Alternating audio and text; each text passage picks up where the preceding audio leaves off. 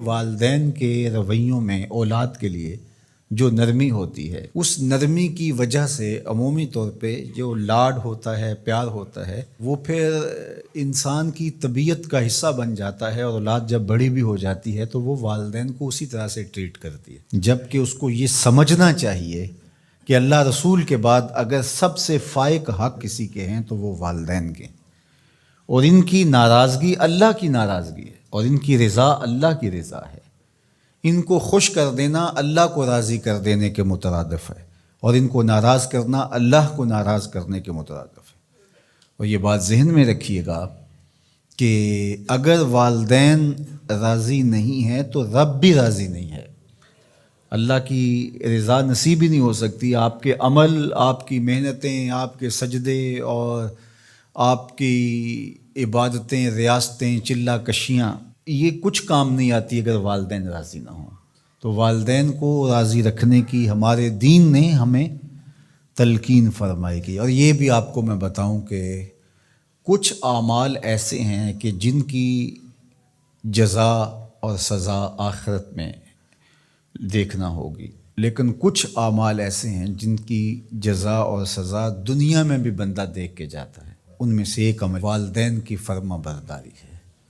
جو والدین کا فرما بردار ہو، آپ اس کی پگڑی کا کلس کبھی نیچا ہوتے نہیں دیکھیں گے، اور وہ گناہ جس کی سزا آخرت میں تو ہے ہی ہے، دنیا میں بھی ضرور ملتی ہے، وہ والدین کی نافرمانی ہے۔ اس شخص پہ نشان لگا لیں جو ماں باپ کا بے ادب اور گستاخ ہو، آپ اس کو دنیا پہ بھی رسوا ہوتا پائیں گے، دنیا پر بھی وہ سرخرو نہیں ہو سکے گا۔ دنیا کے اوپر جتنے لوگ بھی سرخرو ہوئے ہیں، کامیاب ہوئے ہیں، چاہے وہ مسلمان ہیں چاہے وہ کافر ہیں، آپ اگر ان کی تاریخ پڑھیں تو آپ کو نظر آئے گا کہ ان کے پیچھے ان کے والدین کی دعائیں ہیں۔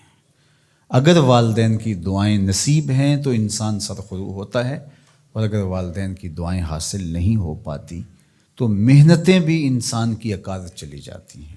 تو یہ وہ نیکی ہے، یہ وہ عمل ہے کہ جس کا صلہ دنیا میں بھی اور آخرت میں بھی ملتا ہے، اور یہ بدعملی والدین کی نافرمانی ایسا جرم ہے کہ جس کی سزا دنیا میں تو ہے ہی ہے، آخرت میں بھی، اور دنیا میں دونوں میں اس کو جو ہے وہ حاصل کرنا پڑتی ہے۔ والدین نیکوکار ہوں، صالح ہوں، پاکیزہ عمل ہوں تو ان کی تو عزت اولاد کرے گی ہی کرے گی، والدین برے ہی کیوں نہ ہوں، یا والدین بہت گناہ گار ہیں، شرابی ہیں اور بدکار ہیں اور اعمال بد ہیں، تو ان کی توہین نہیں کی جائے گی، اور اس بد اعمالی کی وجہ سے ان کے لیے دعائے خیر کی جائے گی۔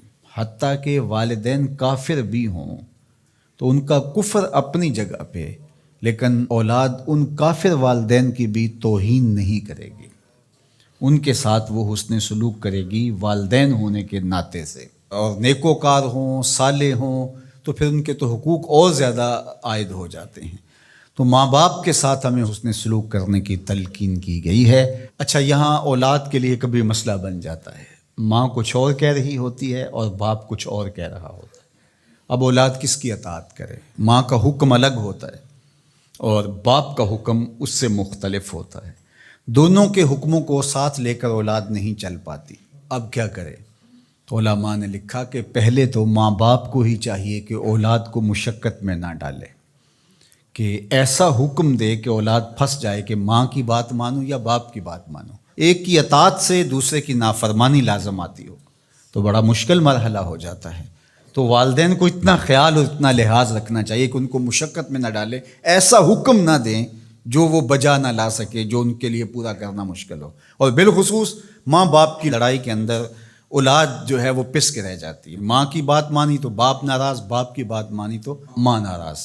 تو اس میں ایک تو والدین کو ہی چاہیے، لیکن کبھی اولاد پھنس جائے تو مسئلہ شرعی سن لیجئے، وہ یہ ہے کہ گھر کا حاکم جو ہے وہ مرد ہے، تو اگر ماں اور باپ دونوں کے احکام آپس میں ٹکرا رہے ہوں تو حکم مقدم ہوگا باپ کا، تو اولاد کے ذمے باپ کے حکم کو ماننا ضروری ہے، لیکن خدمت میں مقدم ہوگی ماں۔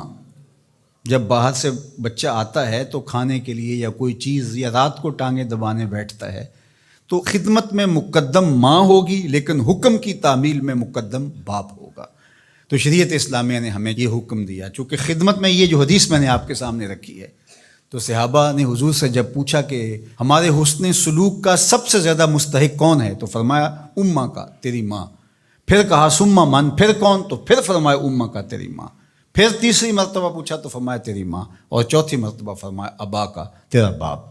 تو اس اعتبار سے خدمت میں ماں مقدم ہے لیکن تعمیل حکم میں باپ مقدم ہے۔ تو باپ اور ماں یہ اللہ کی رحمتوں کے دو روپ ہیں۔ اللہ نے باپ کے سینے کے اندر بھی ایک اولاد کے لیے محبت کا جہاں آباد کیا ہے، اور ماں کی ممتا اور ماں کا پیار اور ماں کی الفت، یہ تو ایک کائنات ہی الگ ہے۔